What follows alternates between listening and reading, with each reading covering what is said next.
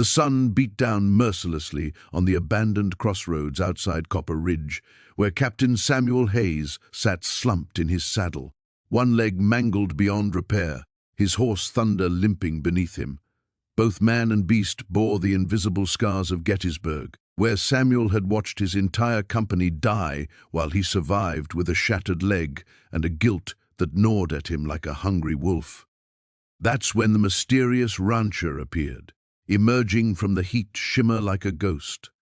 No name, just a weathered face and eyes that seemed to see straight through Samuel's broken exterior. The stranger offered them something impossible, a deed to an old ranch house 20 miles north, asking nothing in return except that Samuel make peace with what haunts him.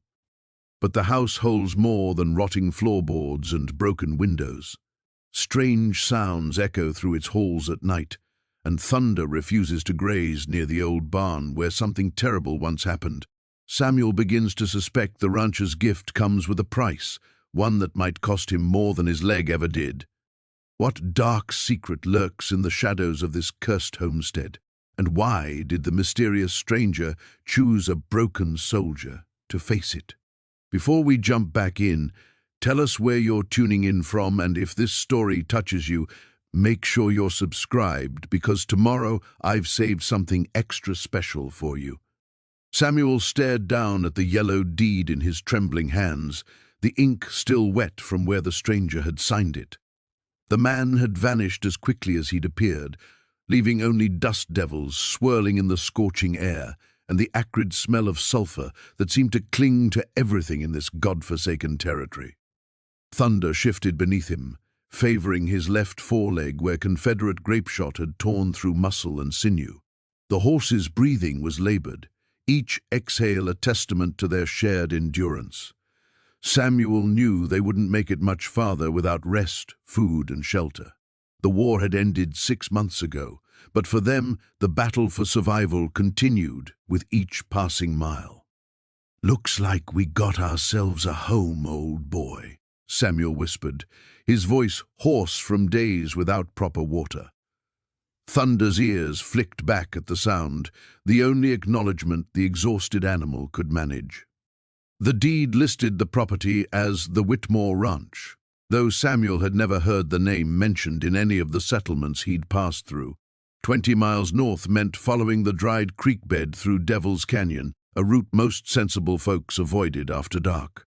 But Samuel Hayes was no longer among the sensible. Sanity was another casualty he'd left bleeding on that Pennsylvania battlefield. As they began their slow journey toward whatever fate awaited them, Samuel couldn't shake the memory of the stranger's final words. The man had gripped his shoulder with surprising strength, his fingers cold despite the blazing heat, and spoken in a voice that seemed to echo from somewhere deep underground. "The house chooses its own, Captain. It's been waiting." The afternoon stretched endlessly before them as they navigated the treacherous terrain. Thunder stumbled twice, sending jolts of agony through Samuel's ruined leg, but the horse pressed on with the same grim determination that had carried them through 3 years of hellish warfare. They were survivors, bound together by shared trauma and mutual dependence. By evening, the landscape began to change. The barren wasteland gave way to scrub grass and scattered mesquite trees. In the distance, Samuel could make out the dark silhouette of mountains against the dying light. And there, nestled in a shallow valley like a secret whispered to the wind, stood the house. Even from a mile away, Samuel could see it was in poor condition. The roof sagged in places, and one of the chimneys had partially collapsed. But it was shelter, and after weeks of sleeping under the stars with nothing but his army blanket and the weight of his ghosts, it looked like paradise. As they drew closer, details emerged that made Samuel's stomach clench with unease. The windows were dark and empty, like hollow eye sockets in a skull. The porch railing had broken away in several places, leaving jagged wooden teeth. Most unsettling of all, there were no signs of life. No smoke from the chimney, no animals in the paddock, no indication that anyone had lived here for years. Thunder began to resist as they approached the front gate, his ears pinned back and nostrils flaring. The horse had always been sensitive to danger, an instinct that had saved Samuel's life more than once during the war, but they had nowhere else to go. "Easy, Thunder," Samuel murmured, though his own nerves were fraying like old rope. "We'll take this slow." The gate creaked open at his touch, the rusty hinges protesting with a sound like fingernails on slate. As they entered the property, Samuel noticed something that made his blood run cold. The ground around the house was completely barren, not just dry, but utterly lifeless, as if nothing had grown there for decades.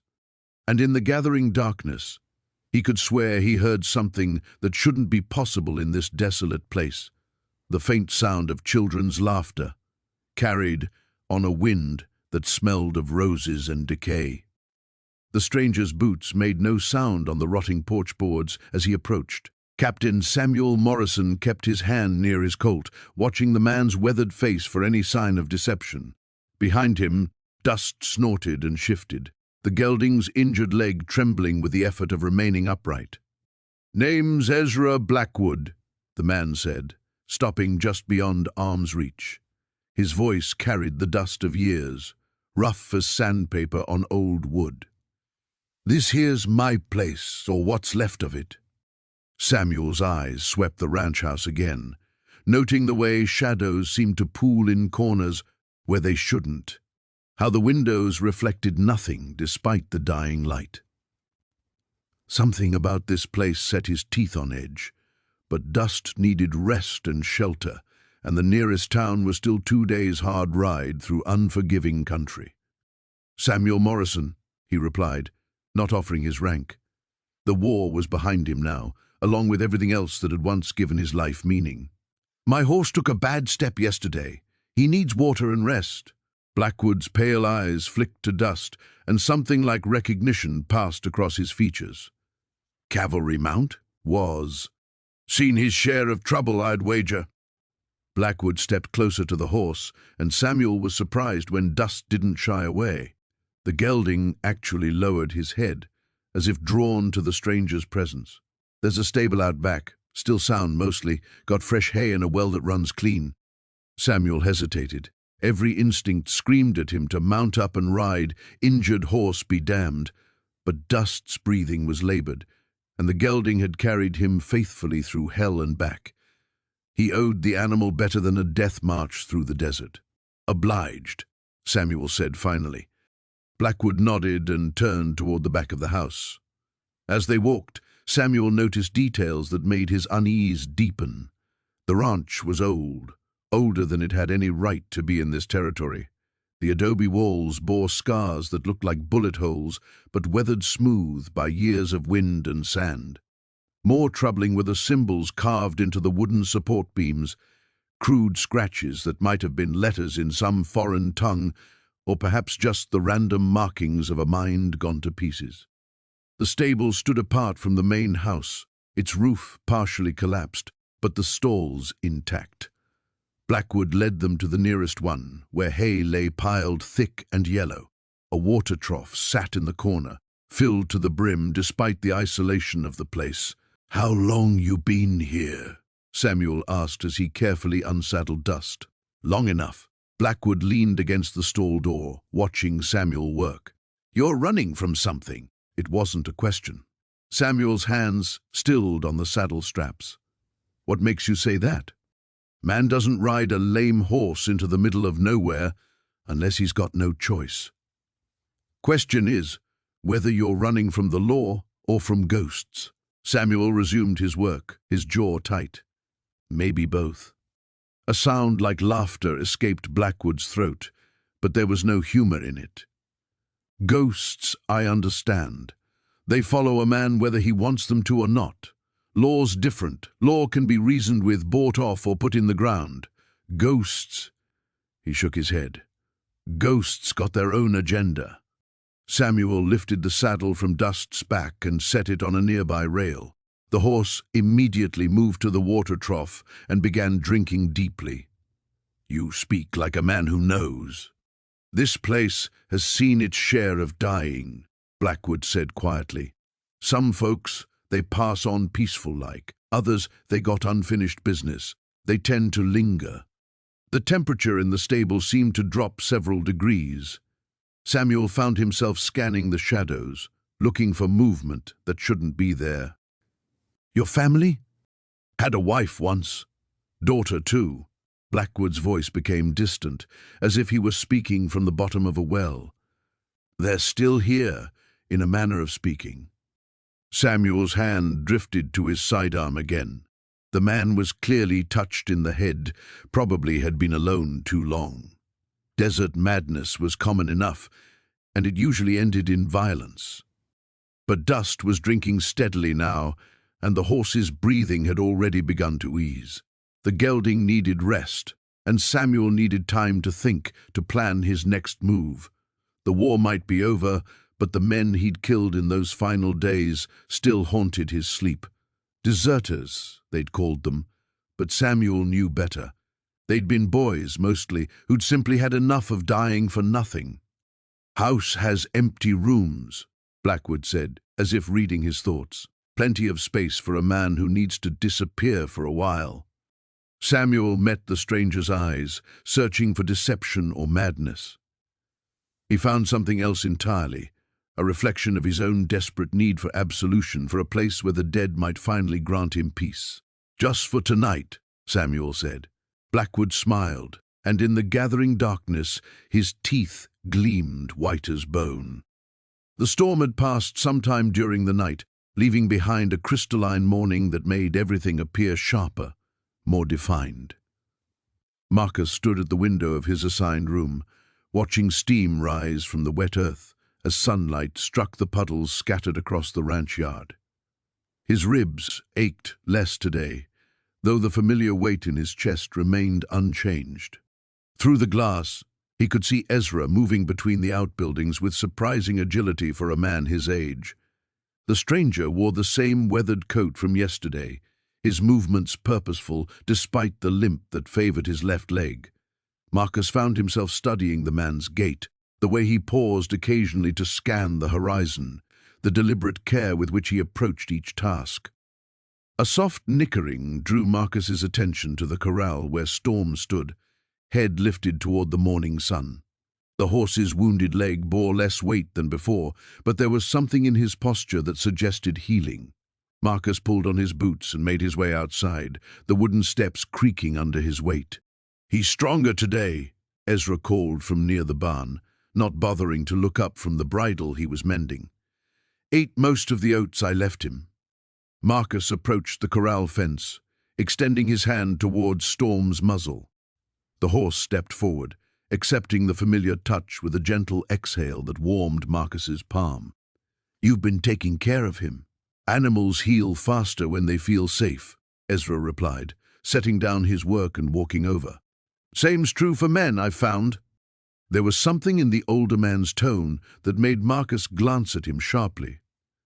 Ezra's face remained neutral, but his eyes held a depth that suggested he spoke from experience rather than mere observation. "You never did say what brings you this far out," Marcus said, testing the waters. "Can't be many visitors in these parts." Ezra was quiet for a long moment, his gaze fixed on Storm. "This land has a way of calling to certain folks. The broken ones, mostly. Those who need space to figure out what comes next. And you? Are you broken?" A smile ghosted across Ezra's weathered features. "We're all broken in our own ways, son. Question is whether we let it define us or teach us." Marcus felt something stir in his chest, a recognition he wasn't ready to name. He'd spent months avoiding conversations like this, deflecting questions about his service, his plans, his ghosts. But standing here in the morning light, with Storm healing beside him and this enigmatic stranger offering wisdom without judgment, he found his defenses wavering. "Coffee's hot if you want some," Ezra said, seeming to sense Marcus's discomfort. "Made biscuits too, though I can't promise they're worth eating." They walked toward the house together, their boots crunching on the gravel path. Marcus noticed details he'd missed in yesterday's exhaustion and storm, The way certain boards on the porch had been recently replaced, the careful arrangement of tools by the door, the small vegetable garden protected by chicken wire. Someone had been working to restore this place, to make it livable again. Inside, the kitchen smelled of coffee and wood smoke. Ezra poured 2 cups from a battered pot and set a plate of biscuits on the scarred wooden table. Marcus took a seat, wrapping his hands around the warm ceramic. "How long have you been here?" he asked. "Time moves different out here," Ezra replied, settling into the chair across from him. "Could be months, could be years. Stopped counting after a while." Marcus studied the man's face, noting the deep lines around his eyes, the way his hands remained steady despite their obvious age. There was something familiar about him, though Marcus couldn't place what. "You remind me of someone," Marcus said slowly. "Can't figure out who." Ezra's cup paused halfway to his lips. For just a moment, something flickered across his expression, surprise perhaps, or recognition. Then it was gone, replaced by the same calm demeanor.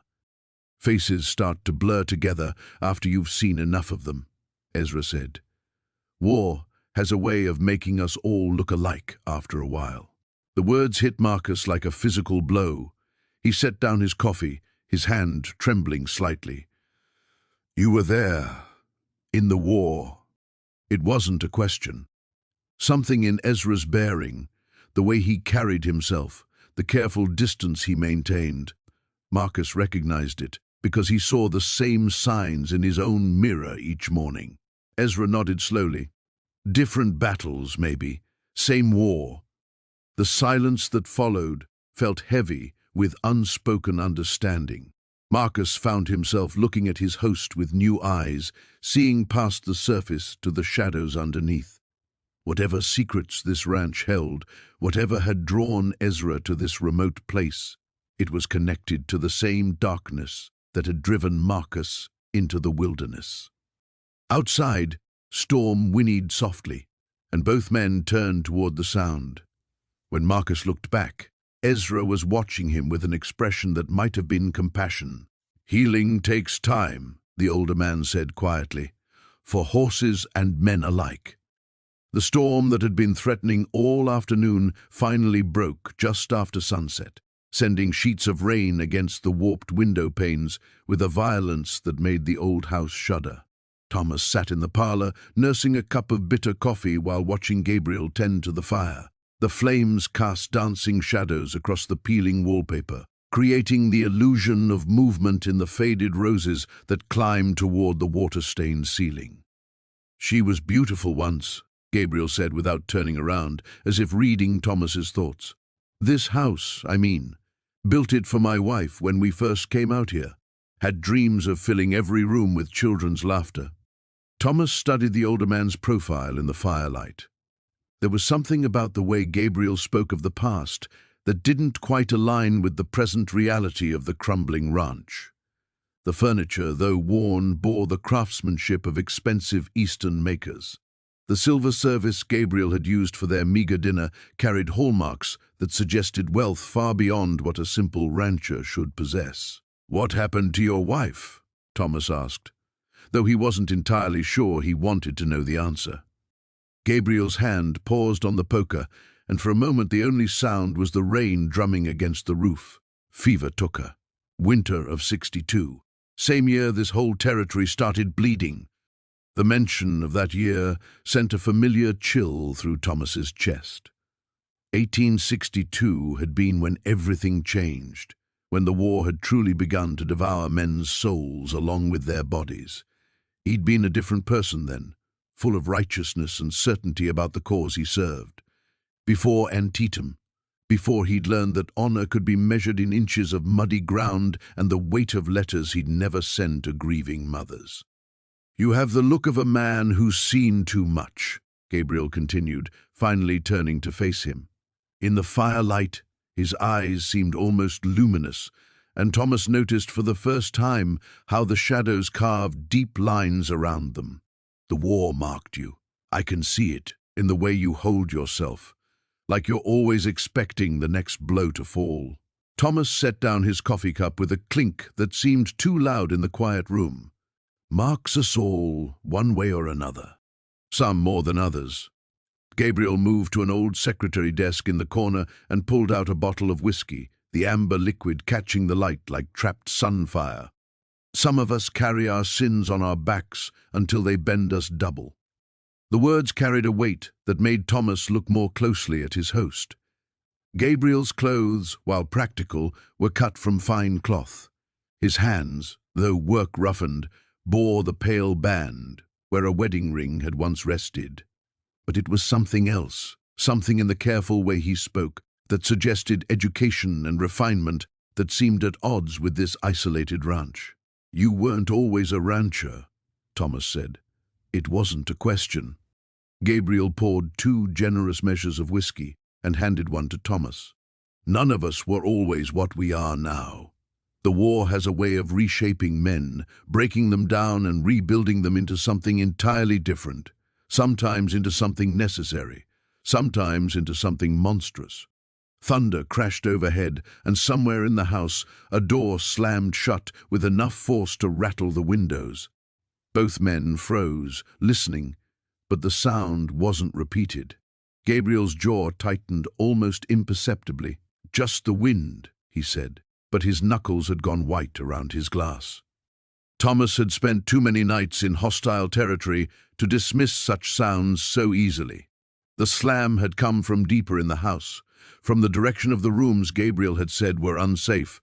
More importantly, it had sounded deliberate, as if someone had put their weight behind it. "Perhaps I should check on Buck," Thomas said carefully, setting down his untouched whiskey. "Make sure the storm isn't spooking him. The barn's solid. Your horse is fine." Gabriel's response came too quickly, and his eyes had taken on an intensity that hadn't been there moments before. "Besides, you shouldn't be walking that distance on your leg. Not in this weather." Another sound drifted through the house, softer this time but unmistakably human. The creak of floorboards under careful feet. Gabriel's face had gone pale, and Thomas watched him struggle with some internal debate before draining his whiskey in one burning gulp. "There's something you should know," Gabriel said finally, his voice barely audible above the storm. "About this place. About why I offered you shelter." He paused, seeming to weigh his words like a man counting the cost of confession. "I wasn't being entirely truthful when I said I lived here alone." The admission hung between them like smoke, and Thomas felt the familiar tightening in his chest that had kept him alive through 3 years of war. Whatever secrets this house held, he was about to become part of them, whether he wanted to or not. The fever broke near dawn, leaving Marcus drenched in sweat and shivering despite the warmth of the morning sun filtering through the dusty windows. His dreams had been a kaleidoscope of artillery fire and Sarah's voice calling his name from somewhere beyond the smoke. When consciousness fully returned, he found himself staring at unfamiliar wooden beams overhead, the events of the previous days slowly reassembling in his fractured mind. Ezra sat in the corner chair, whittling a piece of cedar with methodical precision. The old man's eyes flicked up when Marcus stirred, but he said nothing, continuing his careful work as wood shavings accumulated at his feet like fallen snow. "How long?" Marcus's voice came out as a croak. 3 days. Your horse is doing better than you are." Ezra set down his knife and examined the small figure emerging from the wood. A woman in a flowing dress, her face still undefined. "Bullets out, wounds clean, he'll carry you again, given time." Marcus struggled to sit up, his head spinning with the effort. The room looked different in daylight, smaller somehow, as if the shadows had been holding it together. Sunbeams revealed the true extent of the decay, water stains spreading across the ceiling like bruises, wallpaper peeling in long strips that curled like dead leaves. "You mentioned a daughter," Marcus said, accepting the cup of water Ezra offered. The liquid was cool and tasted faintly of minerals. Something shifted in the old man's expression, a tightening around the eyes that made Marcus wish he could retract the words. Ezra returned to his whittling, the knife moving with increased urgency. Sarah. She had a way with broken things, could gentle the wildest mustang, mend a bird's wing so it flew stronger than before. The wooden woman in Ezra's hands began to take clearer shape under his blade. War took her, same as it took pieces of all of us. I'm sorry. The words felt inadequate, worn smooth by too much use. Don't be sorry. Be useful. Ezra's tone carried an edge that hadn't been there before. There's work needs doing if you're staying. Ranch doesn't run itself, even a broken-down place like this. Marcus nodded, though the simple motion sent waves of nausea through him. Outside he could hear his horse nickering softly, the sound carrying clearly through the still air. It was the first time smoke had made any noise since the ambush, and the familiar sound filled Marcus with unexpected relief. Over the following days, as strength slowly returned to his limbs, Marcus began to understand the scope of Ezra's isolation. The nearest town was 2 days' hard ride through territory that had seen more than its share of violence. Supply runs were infrequent and dangerous. The old man lived like a ghost haunting his own life, maintaining routines that had long since lost their purpose. Yet there were inconsistencies that nagged at Marcus's trained eye. Food supplies that seemed too abundant for one man living alone. A second cup that sometimes appeared at the table, quickly removed when noticed. Bootprints in the dust that were too small to be Ezra's, too fresh to be old. The mystery deepened when Marcus found the garden behind the house. While the front of the property showed clear signs of neglect, here was evidence of recent care. Tomato plants staked and watered, herbs growing in neat rows, soil that had been turned within the week. When he mentioned it to Ezra, the old man's face went blank, as if Marcus had spoken in a foreign tongue. Garden's been dead 3 years, Ezra said flatly. Nothing grows here anymore. But Marcus had seen it, touched the damp earth with his own hands, smelled the green scent of growing things. That night, he lay awake listening to the house settle around him, wondering if his injuries had damaged more than flesh and bone. The line between memory and reality had been blurred since the war. Perhaps it had finally snapped entirely. On his 5th day of recovery, while Ezra was out checking the perimeter, Marcus made his way to the barn where Smoke was recovering. The horse lifted his head at Marcus's approach, dark eyes bright with intelligence and recognition. The wound was healing cleanly, the swelling nearly gone. "We could leave," Marcus whispered, running his fingers through Smoke's mane. "Ride out of here. Find somewhere simpler." But even as he spoke the words, he knew they rang false. There was nowhere simpler, nowhere that would welcome a broken soldier and his wounded horse. And despite the mysteries that seemed to multiply with each passing day, this place offered something he hadn't found anywhere else since the war. A chance to be useful again, to matter to someone who understood the weight of loss. The wooden figure in Ezra's hands was nearly complete now, the woman's face emerging with heartbreaking detail. Marcus had glimpsed it that morning, seen the care with which each feature was carved, and recognized something in those wooden eyes that made his chest tighten with familiar grief. Some broken things, he was learning, stayed broken. But perhaps they could still serve a purpose. The morning sun cast long shadows across the courtyard as Samuel limped toward the stable, his cane tapping against the weathered stones. The events of the previous night felt like fragments of a fever dream, yet the ache in his bones and the lingering taste of fear in his mouth confirmed their reality. Whatever walked these halls in darkness was no figment of his war-addled mind. Ezekiel stood beside Thunder's stall, running his weathered hands along the horse's flank with practiced ease.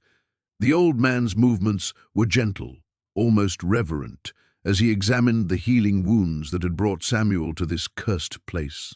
"He's mending well," Ezekiel said without looking up.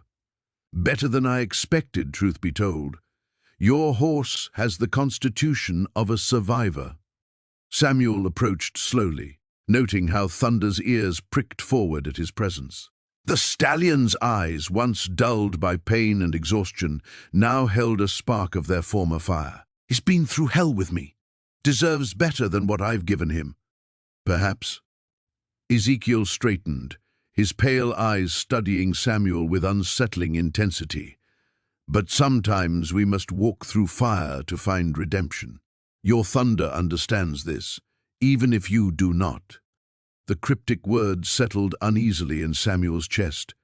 He reached out to stroke Thunder's neck, finding comfort in the familiar warmth of the animal's coat. Last night you heard the voices of the past," Ezekiel interrupted, his voice carrying a weight that made Samuel's blood run cold. "This ranch remembers everything, Captain Hartwell, every joy, every sorrow, every sin committed within these walls." Samuel's hand stilled on Thunder's neck. "How do you know my rank? I never told you." "You carry it in your bearing, in the way you observe before acting, in the guilt that shadows your every step." Ezekiel moved to the adjacent stall, where a chestnut mare watched them with knowing eyes. "I've seen many soldiers pass through here over the years. They all carry the same burden." The admission sent a chill through Samuel. "How many? How long have you been here?" Ezekiel's laugh held no humor. Time moves differently in places touched by tragedy. "I've been here long enough to understand that some wounds never truly heal. They merely find new ways to bleed." A distant sound echoed from the main house, like furniture being dragged across wooden floors. Both men turned toward the noise, but it ceased as suddenly as it had begun. Thunder snorted and stamped his hooves, sensing the tension that suddenly filled the air. "She's restless today," Ezekiel murmured, his eyes fixed on the upper windows of the ranch house. "The anniversary approaches, and she grows agitated." "Anniversary of what?" Samuel demanded. But Ezekiel was already walking away, his boots clicking against the stone with an odd, hollow sound. Samuel followed, his cane struggling to keep pace. "Damn you, old man, give me answers. What happened here? Who is she?" Ezekiel paused at the stable entrance, his silhouette framed against the harsh morning light. When he turned, his face seemed older somehow, carved with lines of ancient sorrow. "Her name was Elena. She was my daughter." The words hit Samuel like a physical blow. Was? 15 years ago, this ranch was home to life and laughter. Elena was to be married, a young cavalry officer, much like yourself. Handsome, brave, full of dreams about their future together. Ezekiel's voice cracked like old leather. The wedding was planned for autumn, when the cottonwoods turned gold. Samuel felt his throat constrict. What happened? He never came. The simple words carried the weight of a death sentence. News arrived 3 days before the ceremony. He'd fallen in some forgotten skirmish, defending a supply wagon that didn't matter to anyone but the crows. A gust of wind stirred the dust around their feet, carrying with it the scent of roses long dead. Samuel thought of the woman he'd glimpsed in white, the desperate longing in her ghostly face. Elena couldn't accept it, Ezekiel continued. She waited, dressed in her wedding gown, convinced he would come. Day after day, night after night. She wasted away like a flower cut from its stem, until one morning I found her in the parlor, still in that damned dress, still waiting. The pieces of the puzzle began forming a horrifying picture in Samuel's mind. She died here. She died of heartbreak. But her spirit... Ezekiel's eyes reflected a pain too deep for tears. Her spirit refuses to leave. She waits still, Captain Hartwell. Waits for a cavalry officer who will never abandon her, never break her heart, never leave her alone in the darkness. Understanding crashed over Samuel like a cold wave. His uniform, his rank, his wounded state. It all made perfect, terrible sense. You brought me here deliberately. Ezekiel's smile was both sad and sinister. Thunder was never the one who needed healing, Captain. It was always you. The fever broke near dawn, leaving Samuel drenched in sweat and trembling like a newborn colt. Through the cracked window, pale light filtered across the room where he'd spent 3 days drifting between consciousness and delirium. The stranger, Ezekiel, he'd said his name was, sat in the corner chair, whittling a piece of wood with methodical precision. "You're back," Ezekiel observed, without looking up from his work. "Was wondering if you'd make it through." Samuel's throat felt like sandpaper. "Water," he croaked. Ezekiel rose and poured from a pitcher beside the bed. The water was cool and sweet, better than anything Samuel remembered tasting since before the war. As he drank, fragments of his fevered dreams came flooding back, voices in the walls, shadows moving where no shadows should be, and always that sound of sobbing that seemed to echo from somewhere deep within the house itself. "How long?" Samuel managed. 3 days. Your horse is doing better than you were. Got him settled in the barn, though he's skittish about something out there." Ezekiel resumed his seat, returning to his whittling. "You talked plenty while the fever had you. Interesting things you had to say." A chill ran down Samuel's spine that had nothing to do with his recent illness. "What kind of things?" "About the war, about what you did, about what was done to you." Ezekiel's knife paused mid-stroke. "About a place called Andersonville." The name hit Samuel like a physical blow. His hands began to shake, and not from weakness. I don't talk about that." "You do when you're burning up with fever and thinking you're back there." Ezekiel's voice was gentle but persistent. "You kept asking for someone named Marcus. Kept saying you were sorry you couldn't save him."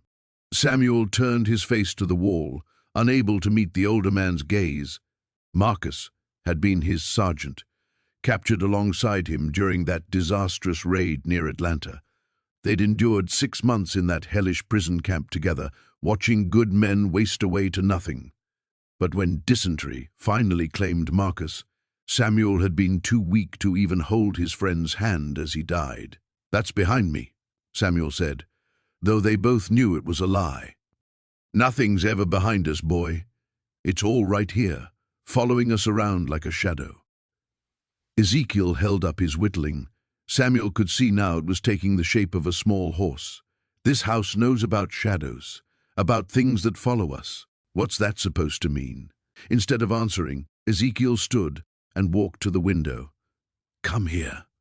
You're strong enough now." Samuel struggled to his feet, surprised by how much the fever had weakened him. He joined Ezekiel at the window, looking out over the ranch yard. In the morning light, he could see how run down everything truly was. The barn sagged on one side, its roof patched with mismatched boards. The corral fence was held together more by hope than nails, but it was the small cemetery beyond the barn that caught his attention. A cluster of wooden crosses, some so weathered they tilted at odd angles. "My family," Ezekiel said simply. "Wife, 3 children. The fever took them all during the winter of '61. Samuel felt something shift inside his chest. "I'm sorry. I stayed because I couldn't bear to leave them. But staying," Ezekiel's voice trailed off. "Sometimes I hear them at night. Sometimes I see them in the corners of my eyes. Sometimes I can't tell what's real and what's just the loneliness talking." The admission hung between them like smoke.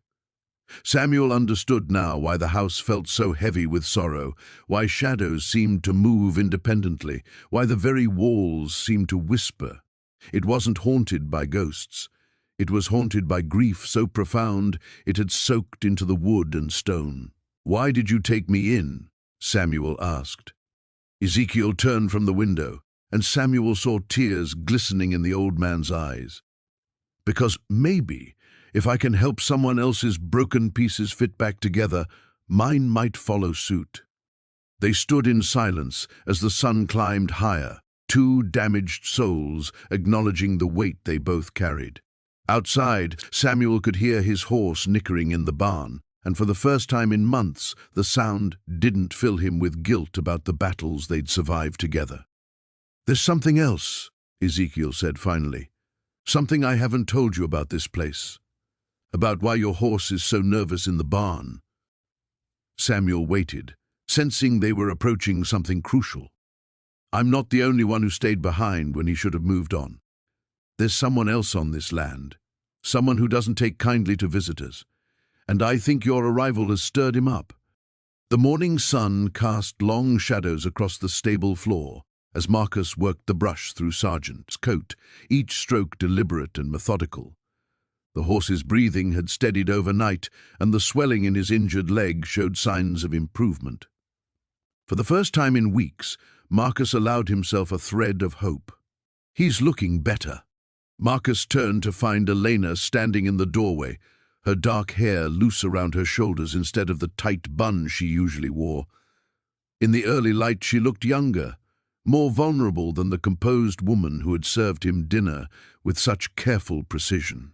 "The poultice you made seems to be working," Marcus said, setting down the brush. "Where did you learn about horse medicine?" Elena stepped closer, her fingers trailing along Sergeant's neck. "My father taught me. He said a rancher who couldn't tend his animals was no rancher at all." Her voice carried a note of sadness that Marcus recognized, the weight of memories that couldn't be shared without pain. "Your father sounds like a wise man." He was. Elena's hand stilled. "Until the sickness took him. That was 3 years ago, just before—" She stopped abruptly, as if catching herself before revealing too much. Marcus waited, but she had turned away, focusing intently on checking Sergeant's water bucket. There it was again, that careful editing of her words, the way she seemed to dance around certain truths. He thought of the bedroom upstairs, the men's clothes, the portrait of the family that didn't quite match her story of living alone. "Elena," he said carefully, "the man in the photograph upstairs. I should check on breakfast." Her voice had gone rigid, all warmth evaporating. She moved toward the door with quick, nervous steps. "Wait."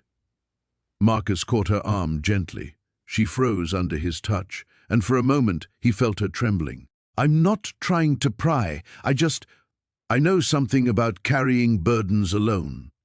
Elena looked up at him, and in her dark eyes he saw a familiar, haunted quality. The look of someone who had seen too much, lost too much. It was the same expression that greeted him each morning in the mirror. "Some burdens aren't meant to be shared," she whispered. Before Marcus could respond, a sound cut through the morning air, the distant thunder of approaching hoofbeats. Elena's face went pale, her eyes wide with something that looked like terror. "Get inside," she said urgently, pushing past him toward the stable door. "Now!" Marcus followed her out into the yard, squinting against the sunrise. 3 riders crested the hill, their silhouettes dark against the orange sky. Even at a distance, Marcus could see they rode with purpose, their horses lathered from hard travel. "Friends of yours?" he asked. Elena didn't answer. She was already moving toward the house, her steps quick but controlled. "Please, just go inside. Stay away from the windows." The riders drew closer, and Marcus could make out details: dust-covered clothes, the glint of metal at their hips, the hard set of their faces. These weren't neighbors paying a social call. "Elena!" The lead rider's voice carried across the yard as they reined in near the porch. He was a lean man with a graying beard and cold eyes that swept the property with practiced efficiency. "Been a while." "Sheriff Wade." Elena stood on the porch steps, her hands clasped in front of her. To anyone watching, she might have seemed calm, but Marcus noticed the white knuckles, the way she held herself too still. "What brings you out this way?" "You know why we're here." Wade dismounted, his spurs jangling as he stepped onto the porch. "It's been 6 months. People are starting to ask questions." Marcus positioned himself just inside the doorway, close enough to hear but hidden from view. His hand instinctively moved to where his sidearm would normally rest, finding only empty air. His gun belt hung on a peg upstairs. "I don't know what you mean," Elena said. Wade laughed, a harsh sound devoid of humor. "Come now, Elena. We had an understanding. Your husband was very clear about the arrangements before he left." The word "left" hung in the air like a lie, heavy with implication. Marcus felt his jaw tighten. Whatever game was being played here, Elena was clearly the victim. "Miguel isn't coming back," Elena said quietly. "You know that as well as I do." "Maybe not," Wade agreed, stepping closer to her. "But his debts remain, and debts, as you know, must be paid." One of the other riders shifted in his saddle, and Marcus caught the deliberate movement of a hand resting on a gun butt. These men hadn't come to collect money. They'd come to collect something else entirely. Elena lifted her chin, meeting Wade's stare directly. "I told you before, I don't have what you're looking for."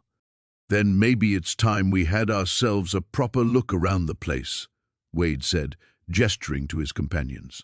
"Make sure you haven't overlooked anything." As the men began to dismount, Marcus made his decision. Whatever Elena was hiding, whatever debt these men claimed she owed, he couldn't stand by and watch them intimidate her. He'd failed to protect too many people already. The morning air carried the scent of rain, though no clouds darkened the horizon. Thomas stood at the corral fence, watching Phantom graze with an ease the horse hadn't shown since before the war. The animal's wounded leg bore weight without favoring, and his ears swiveled alertly at every sound, not with the hypervigilance of trauma, but with natural equine curiosity. "He's healing faster than either of us expected," Ezra's voice came from behind him, soft boots making little sound on the packed earth. Thomas didn't turn around. "Your remedies work better than anything the army veterinarians tried." He paused, studying the way sunlight caught the white patches in Phantom's coat. "What exactly did you put in that poultice?" "Old family recipe, comfrey, calendula, some other things." Ezra moved to stand beside him at the fence. "My grandmother taught me. Said healing comes from understanding what the body remembers." The cryptic answer settled uneasily in Thomas's chest. He'd grown accustomed to Ezra's indirect way of speaking, but lately every conversation felt layered with meanings he couldn't grasp. "And what does the body remember?" "Pain, fear. But also—" Ezra reached through the fence rails, letting Phantom catch his scent before touching the horse's neck. "Also how to be whole." Thomas finally looked at his host.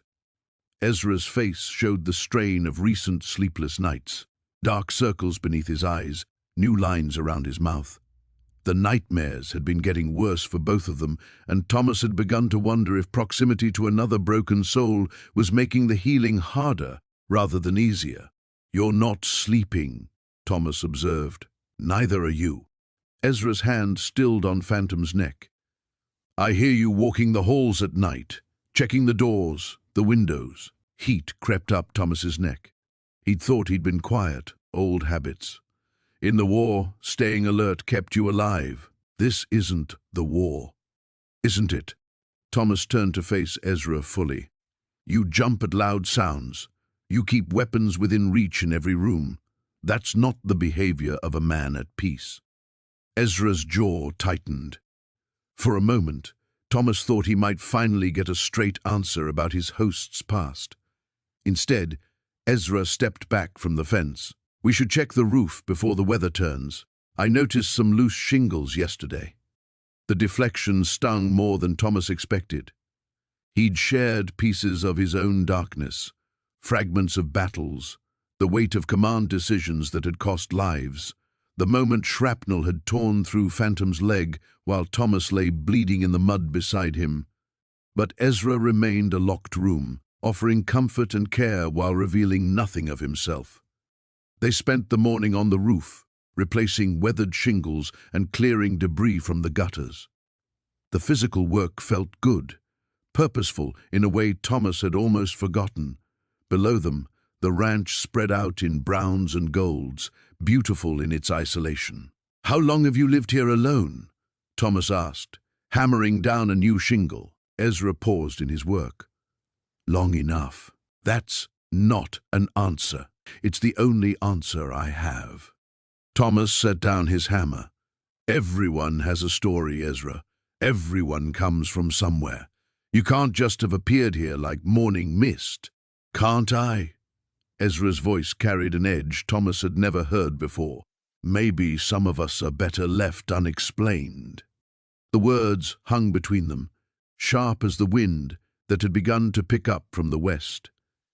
Thomas studied his host's profile, noting the tension in his shoulders, the way his hands had stilled on the roofing materials. What are you running from? Ezra went very still. When he finally looked up, his eyes held something that might have been fear or might have been warning. The same thing you are, he said quietly. Myself. Before Thomas could respond, Ezra was moving across the roof with surprising agility, gathering tools with quick, efficient movements. Storm's coming in faster than I thought. We need to finish this. Thomas looked toward the horizon and saw what Ezra meant. Dark clouds were building in the distance, moving with the unnatural speed that marked the violent storms common to this territory. The air pressure had dropped, making his old wounds ache. They worked in tense silence, securing the last of the shingles as the first fat raindrops began to fall. By the time they climbed down from the roof, the storm was upon them in earnest, driving rain sideways across the yard and sending phantom cantering toward the shelter of the barn. Inside the house, they stood dripping in the kitchen, the sound of rain drumming against the windows. Thomas watched Ezra move around the room, lighting lamps against the growing darkness, and felt the weight of all the questions that remained unanswered between them. Outside, thunder rolled across the land like cannon fire, and Thomas saw Ezra flinch at the sound. The morning sun cast long shadows across the ranch yard as Marcus stood beside Sage's stall, running his fingers along the horse's healing flank. The wound had closed cleanly, leaving only a pale line where Dr. Hendricks had worked his careful stitches. But it was the way Sage held his head high again, ears pricked forward with interest rather than pain, that told Marcus his companion was truly mending. He's looking better every day, Elias said, approaching with 2 steaming cups of coffee. The rancher moved with less of the haunted shuffle that had marked his steps when Marcus first arrived. The work of clearing debris and repairing what could be salvaged seemed to have given him purpose. Marcus accepted the coffee gratefully. Doc says another week, and we can try some light riding. Nothing strenuous, but enough to see if he's truly sound. They stood in comfortable silence, watching Sage nose at a handful of oats. The morning ritual had become precious to Marcus, these quiet moments before the day's work began, when the ghosts that haunted all 3 men seemed to retreat into shadows. Found something yesterday while I was clearing out the old tack room, Elias said, his voice careful and measured. Thought you might want to see it. Marcus followed him to the barn, where Elias had been methodically sorting through years of accumulated belongings. Most of Sarah's things had been carefully packed away in the house, but her presence lingered everywhere, in the way she'd organized the medicine chest for treating injured animals, in the neat labels marking grain bins and tool storage. Elias stopped before a wooden chest Marcus hadn't noticed before. The lid was open, revealing neatly folded clothing and personal effects that belonged to neither Elias nor his wife. Military issue, Marcus observed, recognizing the blue wool of a cavalry uniform. His chest tightened as memories threatened to surface. Tom's things, Elias confirmed. My brother. I'd forgotten Sarah had saved them. He lifted out a leather journal, its pages yellowed with age. She kept everything, even after we got word he'd been killed at Gettysburg. Marcus knew he should look away, respect the privacy of the dead, but something about the journal drew his attention. The handwriting on the visible page was neat, controlled, the careful script of someone trying to make sense of chaos. She used to read his letters aloud, Elias continued. Before the war took that from her too, Before she started seeing him in every shadow, hearing his voice calling for help. His hands trembled slightly as he closed the journal. I thought if I put his things away, if I didn't talk about him, she might find peace. Instead, I think my silence drove her deeper into that place where the dead seemed more real than the living. The parallel struck Marcus like a physical blow. How many nights had he awakened, reaching for men who would never answer? How many times had he heard Lieutenant Patterson's voice on the wind, or caught glimpses of Corporal Jenkins rounding a corner that led nowhere? The mind finds ways to preserve what it can't bear to lose, Marcus said quietly. Sometimes those ways look like madness to everyone else. Elias nodded, replacing the journal in the chest. Doc Hendricks says guilt has a way of keeping the dead alive long past their time. Says the only cure is to stop fighting the grief and let it do its work. Easier said than done. Most healing is. Elias closed the chest with gentle finality. But I've been thinking about what he said, about how Sarah might have found peace if I'd been brave enough to mourn with her instead of trying to fix her pain. They returned to their morning routine, but the conversation lingered between them like morning mist. Marcus found himself thinking about the weight he carried, not just the memories of battles and fallen comrades, but the crushing responsibility of survival itself, the guilt of walking away when others couldn't, the exhaustion of carrying their stories when they no longer could. As he brushed Sage's coat, working the curry comb in steady, rhythmic strokes, Marcus felt something shift inside his chest. The motion was meditative, purposeful, connecting him to this moment rather than pulling him backward into blood-soaked fields and desperate charges. You know, he said to the horse, maybe healing isn't about forgetting. Maybe it's about learning to carry the weight differently. Sage turned his great head, regarding Marcus with those dark, intelligent eyes that had seen their own share of horror. In that gaze, Marcus found something he hadn't expected. Not forgiveness exactly, but acceptance. A recognition that survival itself was not a betrayal of the fallen, but a responsibility to honor their sacrifice by learning to live again. The realization didn't erase the pain or silence the voices that haunted his dreams. But it offered something more valuable than peace. It offered purpose. A reason to keep moving forward, step by careful step, toward whatever lay beyond this place of healing. The storm had passed, leaving the world outside crystalline and strange. Marcus stood at the window, watching ice-laden branches catch the morning light like fractured mirrors. Behind him, he could hear Samuel moving about the kitchen, the familiar sounds of coffee brewing and wood being fed to the stove. Everything seemed normal, domestic even, yet the weight of what they discovered in the cellar pressed against his chest like a stone. Thunder limped into the kitchen, favoring his left foreleg less than he had in weeks. The horse had taken to wandering the house freely now, as if sensing that the boundaries between inside and outside, between civilized and wild, had long since dissolved in this place. Marcus followed, drawn by the promise of warmth and the need to read Samuel's face in daylight. "Coffee's ready," Samuel said without turning around. His voice carried the careful neutrality of a man walking on thin ice. "Thought you might need it after last night."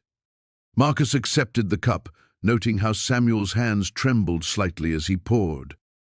The photographs they'd found were spread across the kitchen table now, no longer hidden, no longer secret. In the harsh morning light, they looked even more damning. Rebecca's face stared up at them from a dozen different angles, captured in moments of joy, of laughter, of love. And in every single one, she was with a man who wasn't Samuel. "His name was Jonathan Whitmore," Samuel said, settling into his chair with a heavy sigh. "He owned the spread about 10 miles north of here. Cattle Baron, they called him, though he never acted like he was better than anyone else." Marcus sipped his coffee and waited. Thunder nuzzled at his shoulder, seeking reassurance or perhaps offering it. "Rebecca married me because her father owed my family money," Samuel continued. It was an arrangement, nothing more. I knew that going in, thought maybe love would come later. For me, it did. For her, he gestured at the photographs. Well, you can see for yourself. The images told their story in silent eloquence. Rebecca and Jonathan by a creek, her dress hiked up as she waded in the shallows while he watched from the bank. Rebecca and Jonathan sharing a picnic under an oak tree, her head on his shoulder. Rebecca and Jonathan dancing in what looked like a barn.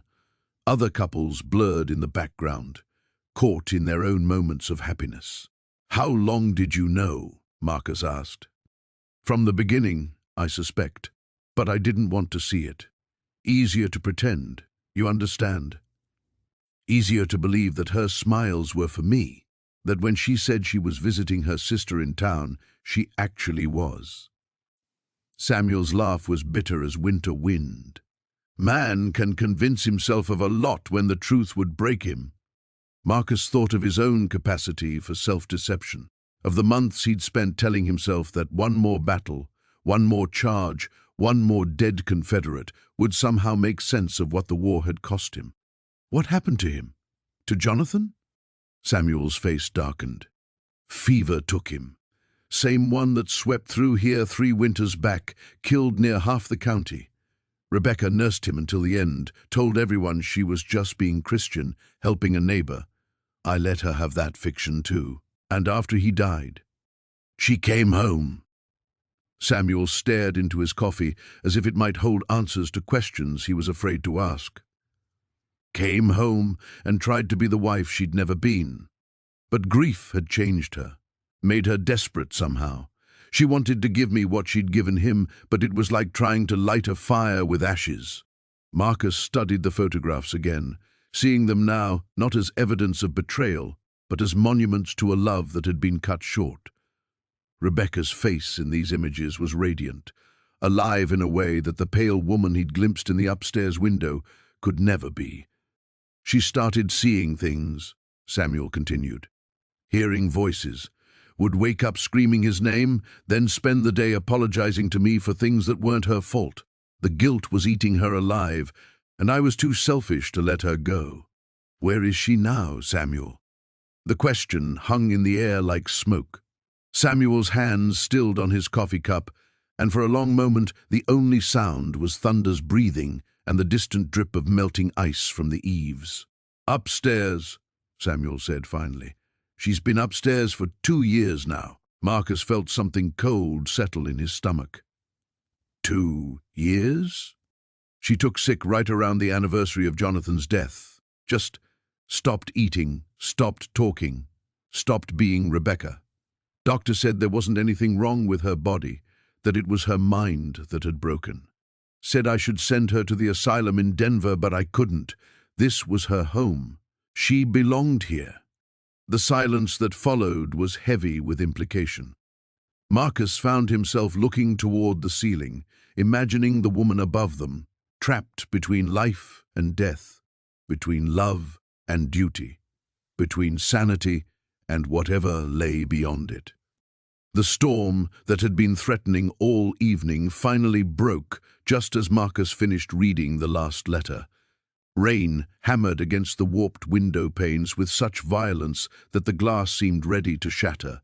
Lightning illuminated the ranch house in stark, momentary flashes, casting dancing shadows across the walls where Sarah's artwork hung like silent witnesses to her madness. Marcus set the final letter aside, his hands trembling not from the cold, but from the weight of what he'd discovered. The correspondence between Dr. Edmund Harwick and the territorial marshal painted a picture so disturbing that Marcus wished he could unknow it. Sarah hadn't simply retreated to this isolated ranch to grieve her lost family. She'd been deliberately placed here, a pawn in a scheme that stretched far beyond the boundaries of this crumbling homestead. The letters revealed that Sarah's husband hadn't died in an Apache raid as she believed. He'd been murdered by a group of land speculators who wanted the water rights to the spring that fed this valley, the same men who'd convinced the territorial government that Sarah was mentally unstable, unfit to manage her property. The same men who'd arranged for Dr. Harwick to keep her sedated and compliant while they slowly chipped away at her legal claims to the land. Thunder crashed overhead, and Marcus heard Lazarus whinny anxiously from the stable.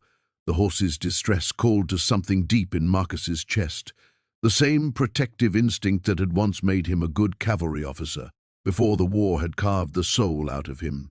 He'd failed to protect his men at Antietam. He'd failed to protect himself from the nightmares that followed.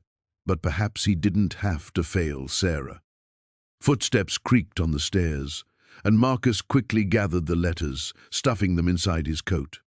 Sarah appeared in the doorway, her white nightgown making her appear ghost-like in the dim lamplight. Her eyes held an unusual clarity, as if the storm had blown away some of the perpetual fog that clouded her thoughts.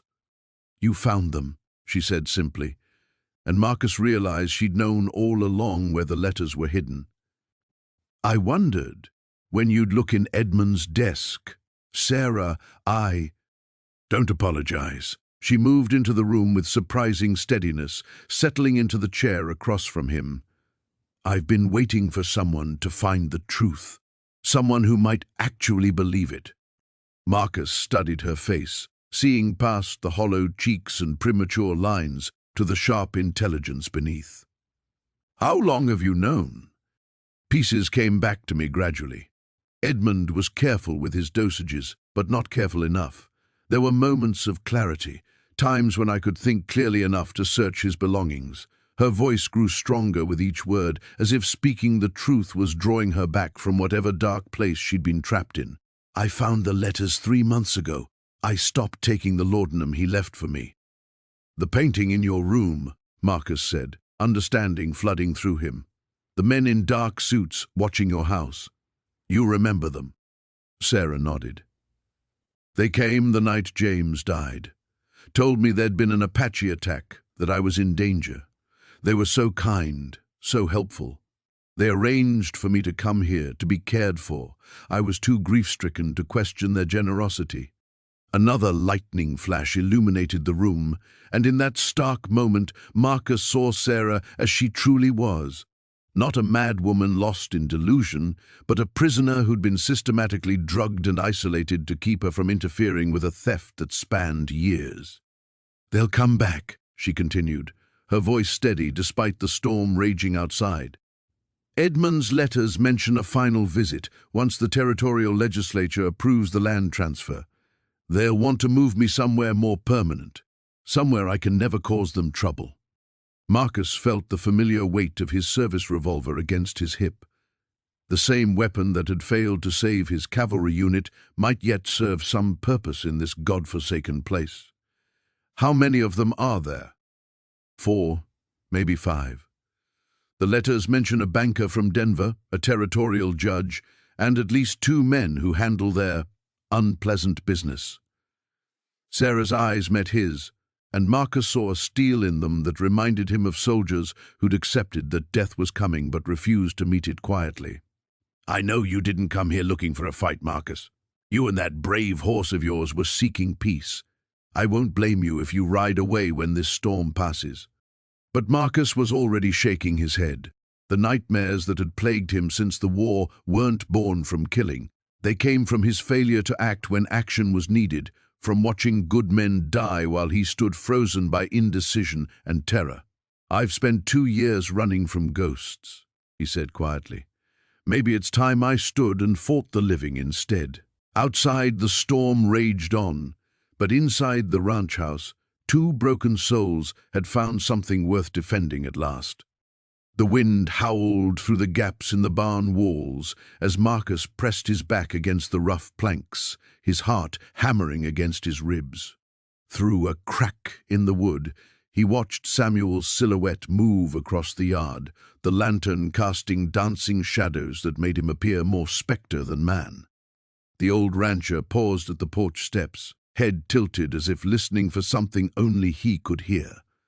Thunder's labored breathing filled the silence behind Marcus. The horse had followed him into the barn without being led, as if sensing the danger that now permeated the ranch like smoke from a wildfire.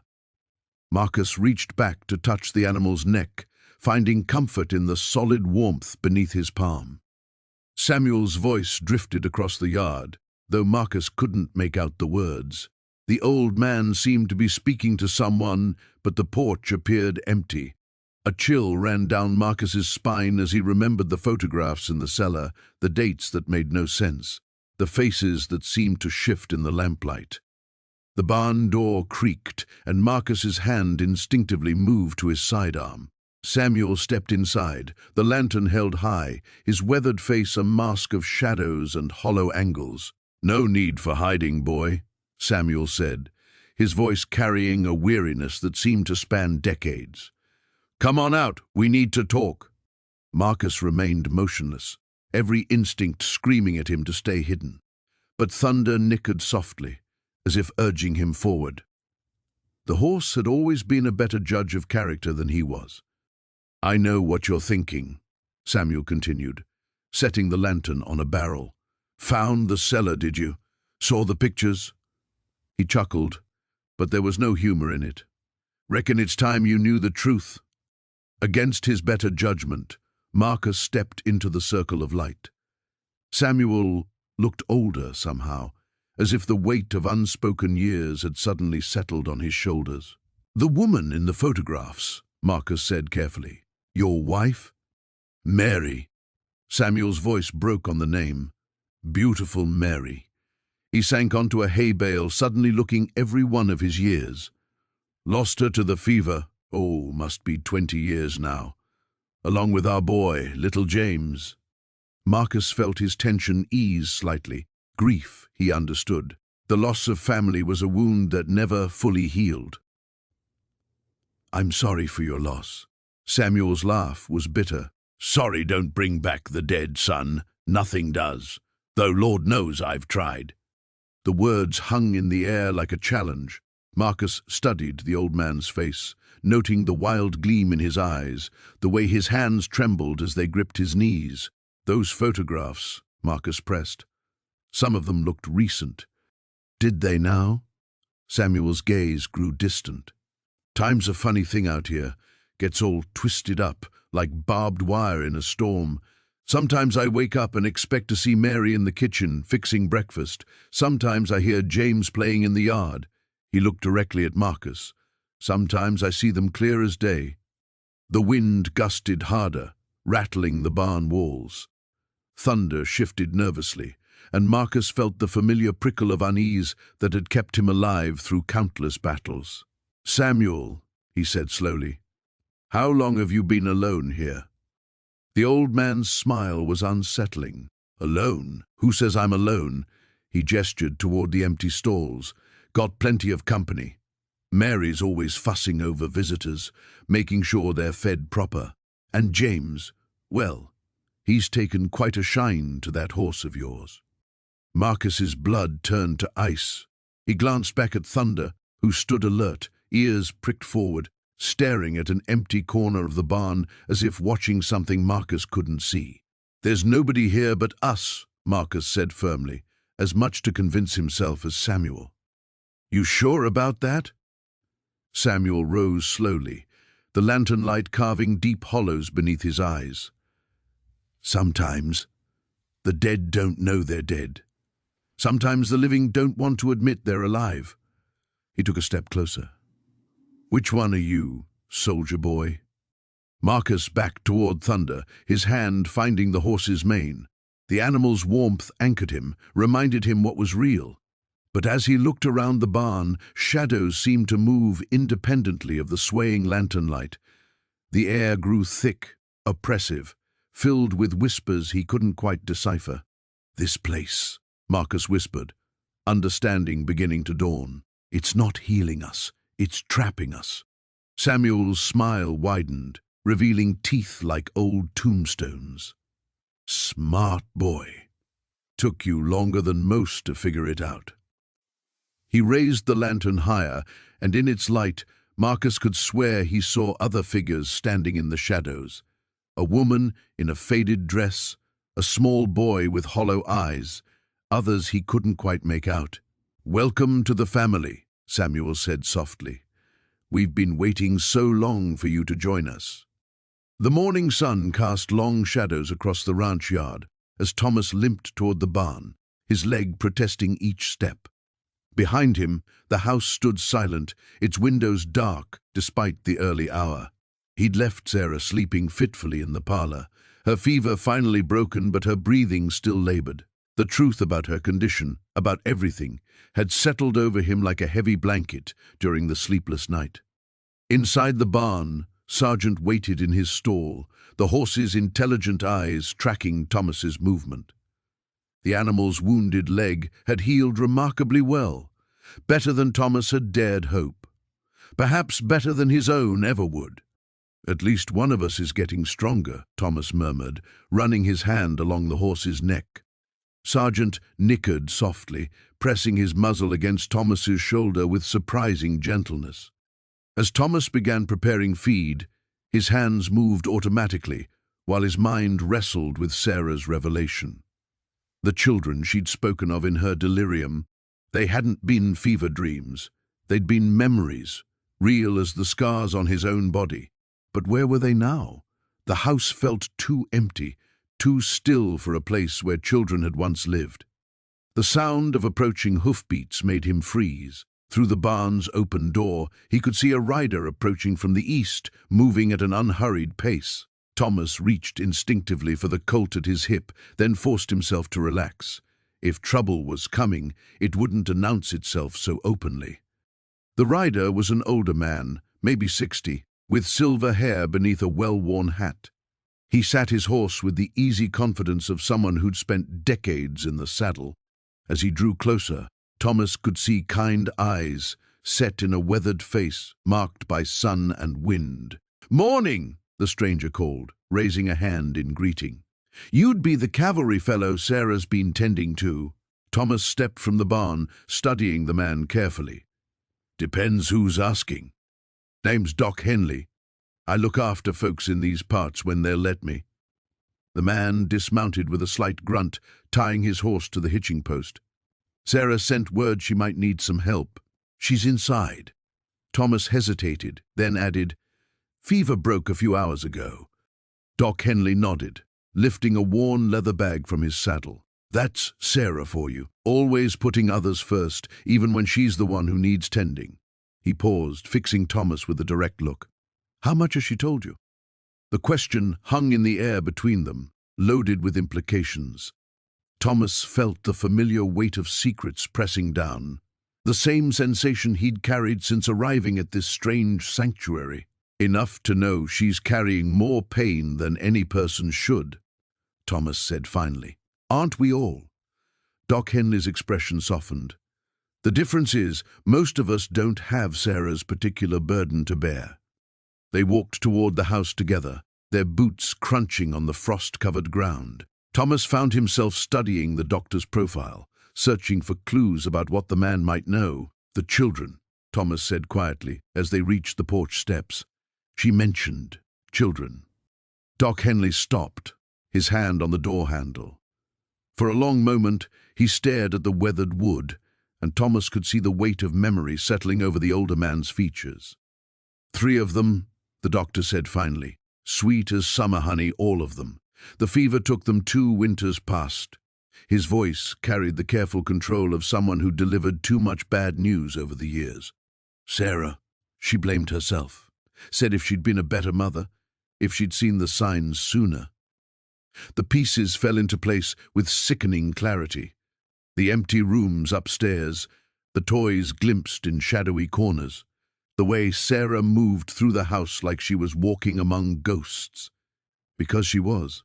"Her husband?" Thomas asked, though he already suspected the answer. "Rode out the day after the burial. Couldn't stand to look at her. Couldn't stand to stay in the house where they'd been so happy." Doc Henley's jaw tightened, left her with nothing but grief and this crumbling ranch. Thomas felt something twist in his chest, a recognition of pain that matched his own. He'd thought his war wounds were the deepest scars a person could carry, but Sarah's loss cut even deeper. She'd been healing him while nursing her own shattered heart.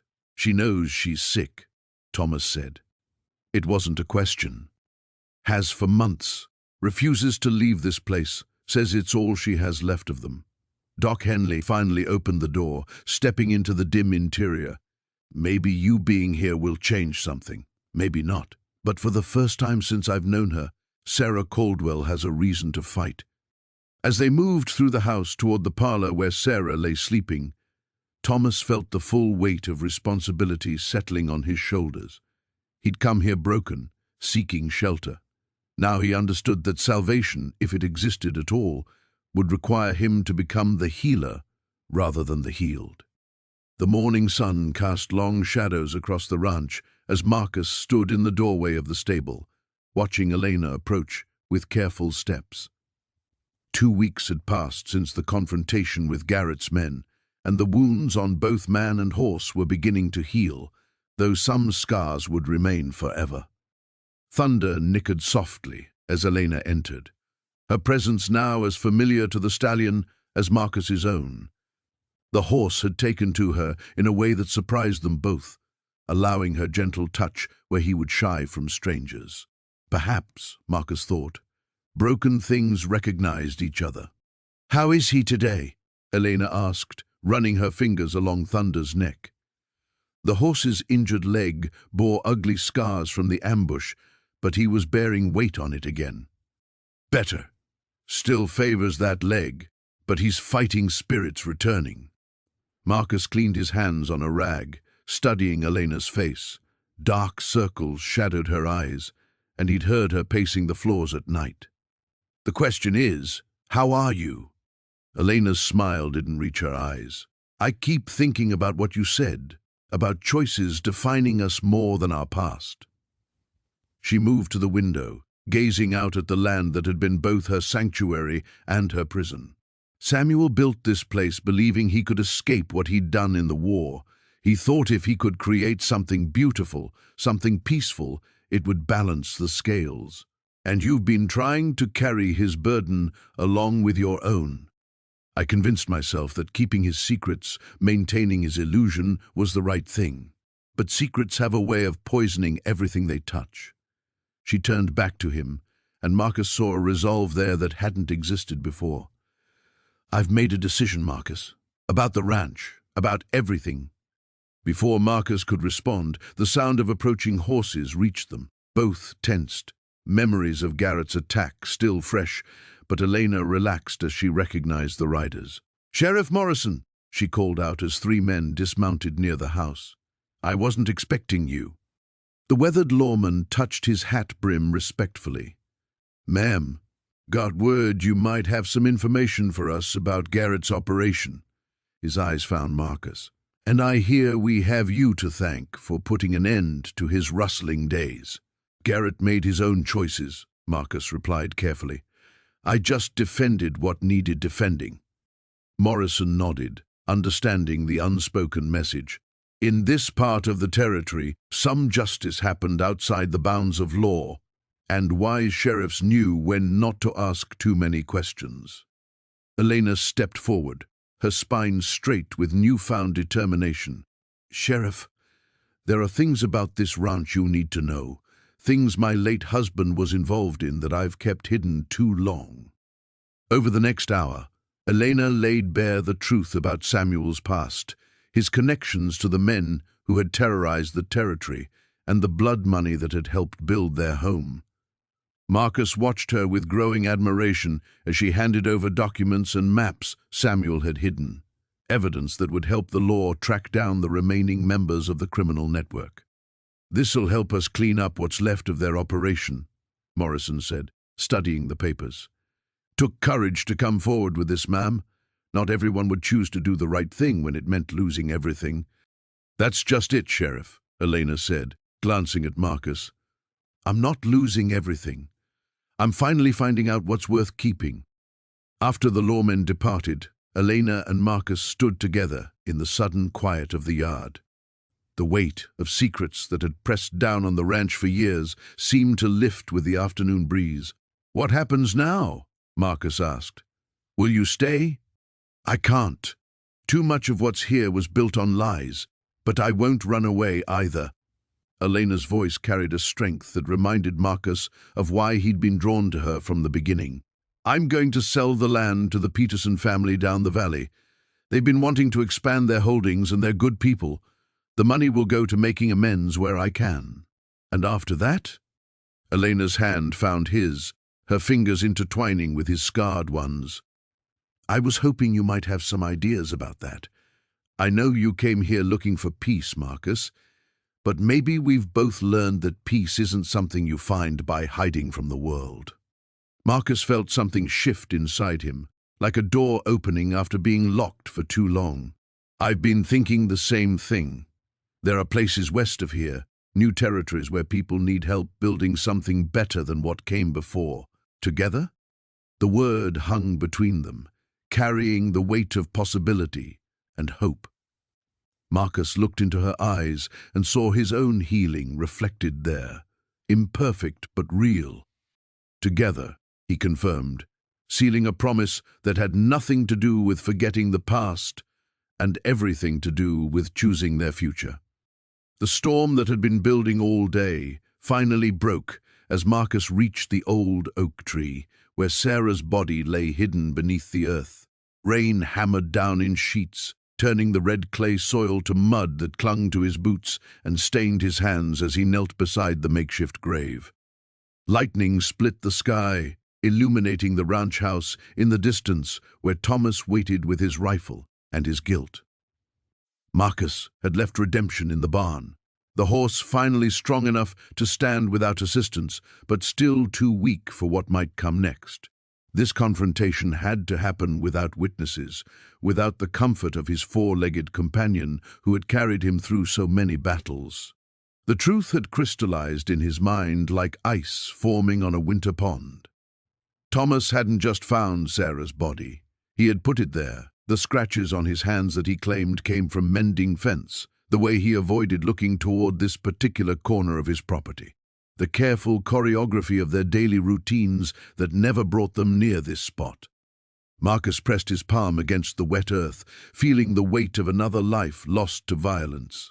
Sarah had come here seeking something, perhaps the same healing he had hoped to find. Instead, she had discovered Thomas's darker nature, the part of him that the war had twisted beyond recognition. The rain plastered his hair to his skull as memories surfaced unbidden. Other graves, other fallen souls he had failed to protect. The faces of his men who had trusted him to lead them safely through the carnage.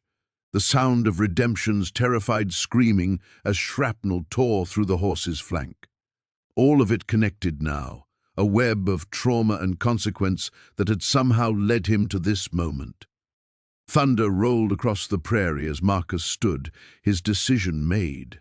He would not run from this truth as he had run from so many others. The war had taught him that some battles chose you whether you were ready or not. The walk back to the house felt like crossing a battlefield under enemy fire. Every step deliberated, every sense heightened. Through the rain-streaked windows, he could see Thomas moving about inside, perhaps cleaning his rifle or simply waiting for the inevitable confrontation.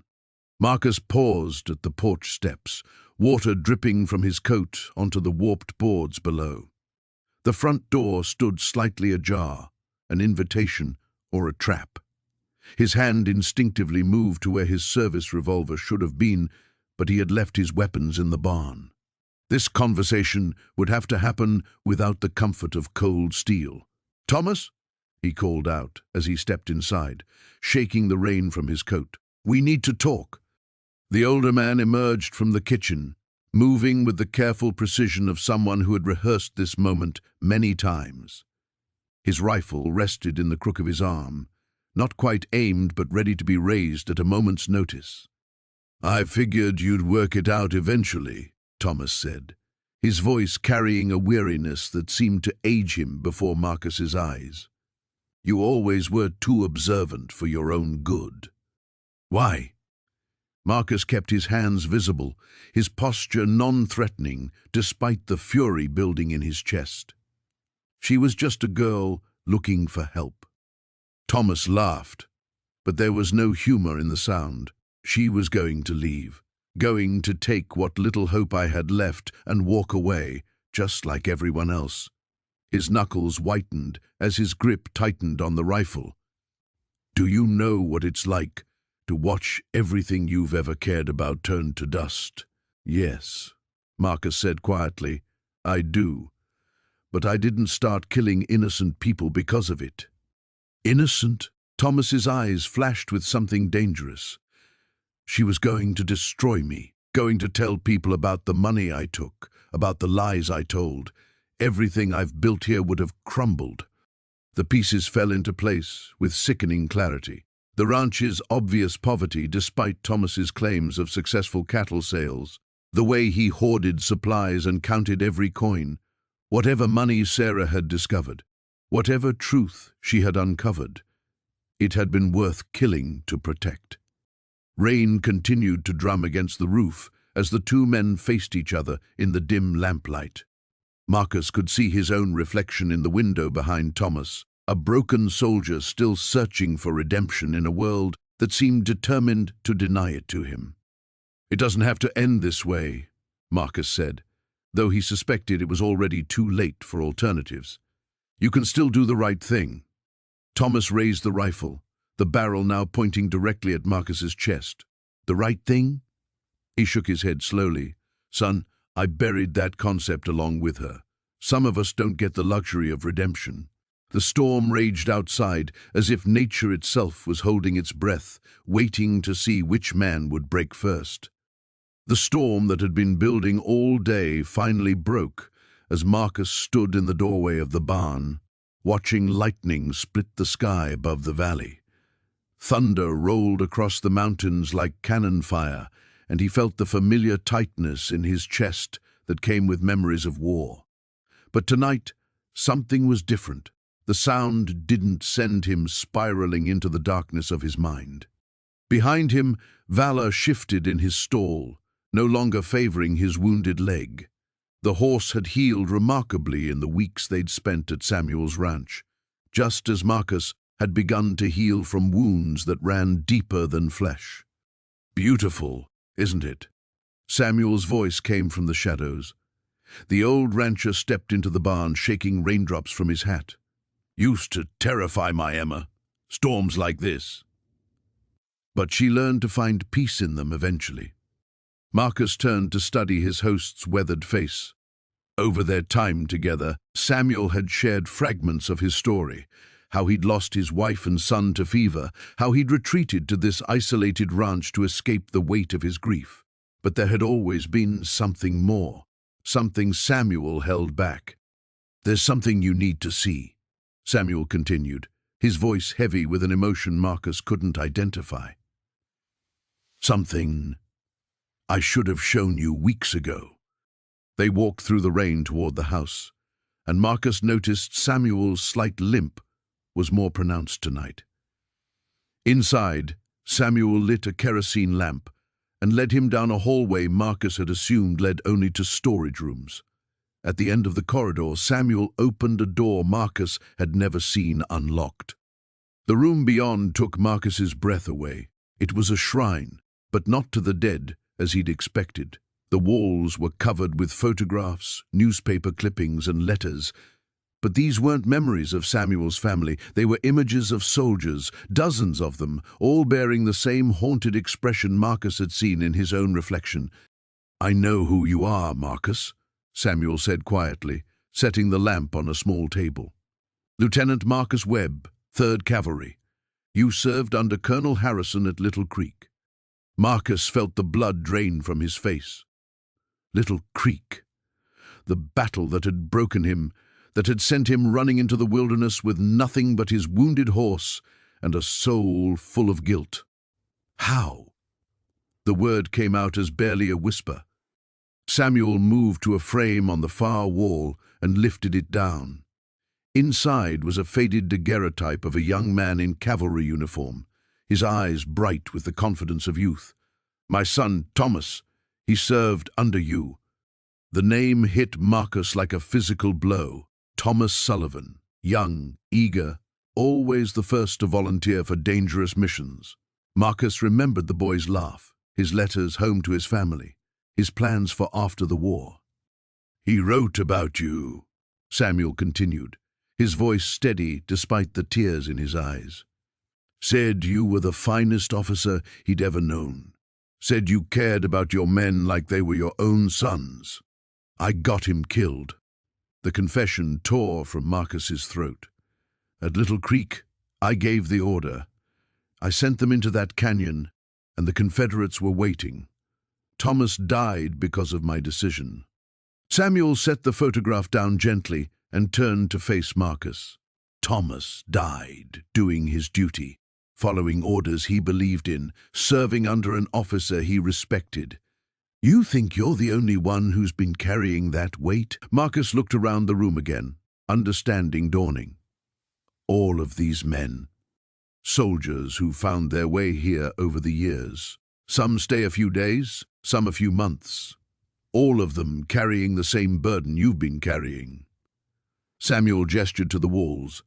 "I started collecting their stories, their faces, after the first one showed up. A sergeant from Texas, half dead from whiskey and guilt. I realized then that Thomas's death had brought me something, a purpose, a way to honor his memory. You've been helping them. The same way I've been helping you. Time, space, understanding. Sometimes that's all a broken soul needs, to remember it's still worth saving." Marcus sank into a chair, overwhelmed. "But the guilt, how do you live with it?" Samuel sat across from him, his eyes reflecting the lamplight. "You learn that guilt without purpose is just self-pity. Thomas knew the risks when he enlisted. He chose to serve, chose to follow your orders because he believed in something bigger than himself. Dishonoring that choice by destroying yourself doesn't bring him back. It just wastes the life he died protecting." Outside, the storm was beginning to pass, the thunder growing distant. Marcus felt something loosening in his chest, a knot of pain that had been wound tight for months finally beginning to unravel. "What happens now?" he asked.